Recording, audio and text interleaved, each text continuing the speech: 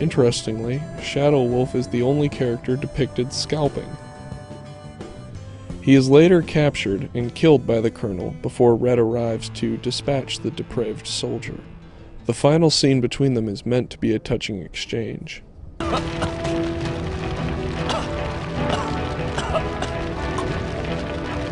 Many are the dead who have prayed for this moment. You have done well, Red, but his master Diego still lives.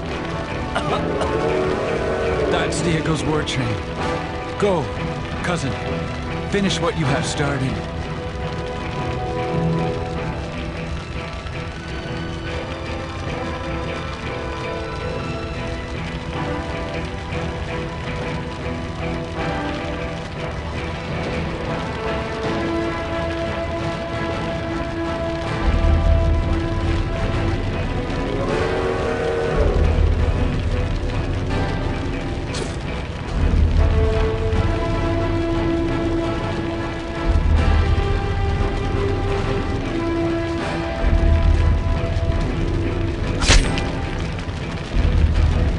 People now shall know of your courage, cousin. Building off the success of RD Revolver, Neversoft in 2006 released Gun, another third-person shooter set in the Old West with distinctly revisionist overtones. The game follows Colt White as he seeks to discover the secret of his past after he is told by his father. I ain't your father. Now go! The depiction of the natives is significantly less than positive. As the initial enemies, the Apaches receive the worst treatment. Their portrayal is so bad that the Association of American Indian Development sent a petition to the game's developers asking it be recalled and edited, with good reason. God damn it, the devil won't give up! We're likely to meet Apaches along the way. If they get the upper hand, promise you'll put a bullet in my head before they have their fun. Pardon me. Let's go. You gonna leave him like that? They've been left as a warning. Cut them down, they might put us there instead. Only slightly better is the portrayal of the Blackfeet, who assist Colt in attacking a garrison of evil Union soldiers and bestow him with hokey mystical powers. What's he saying now? He's telling a story of how I earned this necklace. It was a summer, a dozen years ago now. One morning I left camp to hunt on my own. I was skinning a small buck when a mountain lion attacked me from behind. Cat's claws peeled me like an apple before I managed to slit his throat. Ned found me, stitched me back together as best he could. For a week I hovered near death until a Blackfoot shaman brought me out of it. Ned said I come out of it different. Said I moved and stalked like a cougar now. So you owe the Blackfeet your life. The game is very revisionist, because after rescuing a group of Apaches, Colt befriends their chief Many Wounds. Now I've set Many free. This little encounter raises a fundamental question in the mind of the player. Where did you learn Apache? I'm not sure. It's like I could understand what he was saying, but I couldn't quite speak it. It is later explained to Colt by Many Wounds that he is actually the son of a white doctor who used to live peacefully with the Apaches. He also explains how both of their parents were killed by the main villain, Thomas Magruder, and how Colt came to be adopted by Ned the Mountain.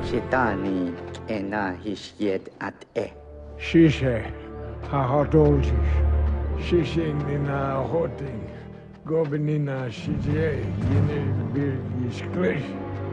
Bahis ahi, bechina na hinil.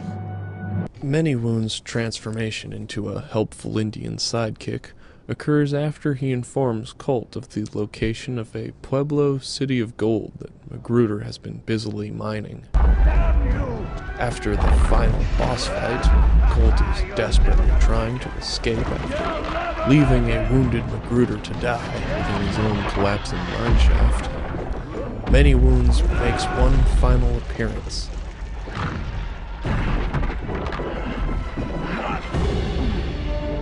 save the day and allow Colt his final uplifting dialogue of the game.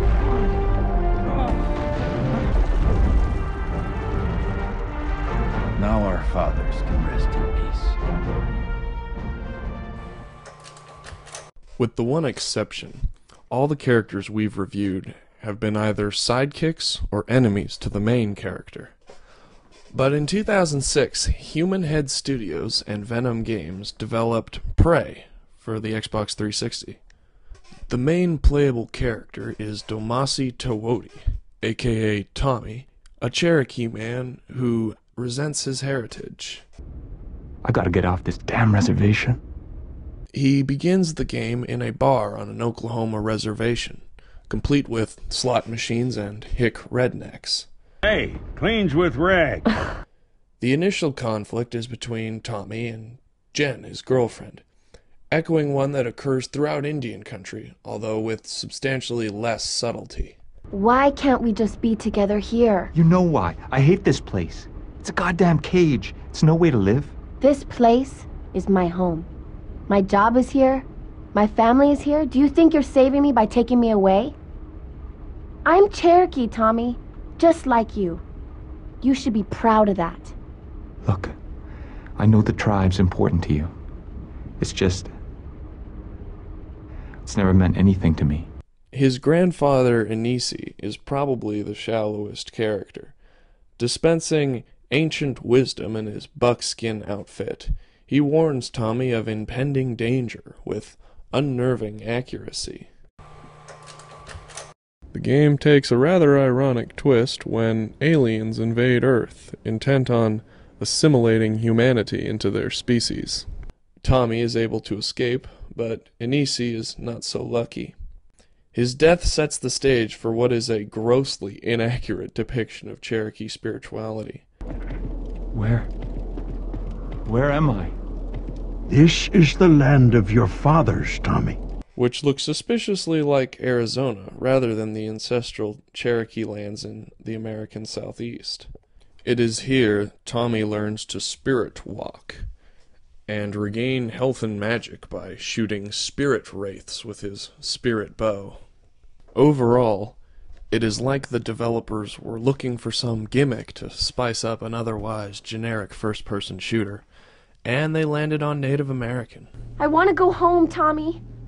Back to the reservation. Video games suffer from a number of systematic flaws. For the most part, they are violent and sexist, due to their overwhelmingly male clientele. But they are also a powerful storytelling tool, allowing players to step into the shoes of another person. Although suffering from all of the problems inherent in the medium, Grand Theft Auto 4 demonstrates the heights video games can reach through its deep and complicated portrayal of a Serbian immigrant sucked into the New York underworld. That being said, like most movies and books, video games can greatly affect the perception of people who play. Gamers must be wary of messages developers send and demand higher standards, as well as educating their children to do the same.